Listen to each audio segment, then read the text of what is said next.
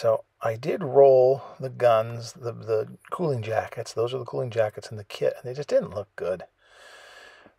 So I cheated and put some photo etch cooling jackets on there. And I gotta say, it really sets it off. The gun breeches were too small to really show being put together, or the rear end.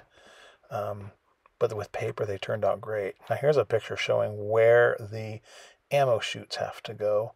The ones that feed and the ones that take the spent belt away, I guess. And here's what the model showed, how it's designed. So it's completely incorrect. So I thought I'll just go ahead and kind of modify those pieces and, curve them and add them. So all I did here was make it look kind of like the picture, curved my belts, added them to the side of the breeches. And again, the breeches turned out great. They're all paper and dry brushed. They look good. And I had this last little chute to put on with a little white glue. And you can see that once it goes in there, you diddle with it, make sure it's straight, and there they are. And that actually looks a lot better than what comes in the kit.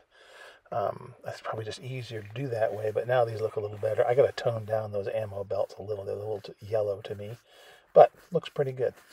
Now I took some silver, a little bit on a bristly paintbrush, and then got most of the paint off, and then I dry brushed the cooling jackets a little bit, just to make them stand out and make them match the paper breeches that I have on there, the gun butts, which again turned out nicely. Just a little dab will do you, and it just makes things, highlights a few things naturally, and does make it look a little bit nicer.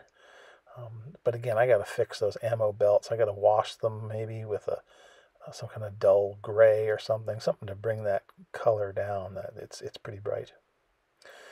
But there it is together, and all I needed was to get that done to then put the top wing on, and everything was going so great. Couldn't believe it. There's my quintessential thumb. That I decided, why not just try to put the dang top wing on, put them on the eye struts. So the eye struts have been glued on the mid-wing, and they will fit into these slots. I've already tested to make sure everything is straight, and they seem to fit. So what I do is there's little tabs on the ends, and they go into those slots. My plan was to put the eye struts on, put this top wing on, and then I'm going to put the cabane struts on rather than the other way around. So here I'm just testing. You can slide one in, make sure it goes in all the way, and had a little trouble because they didn't really go in completely.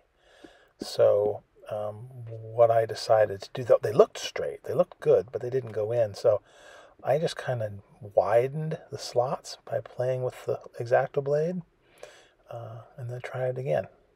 And I'm just putting a little bit of my thick super glue. I figured super glue is important for these parts because they got to be on there.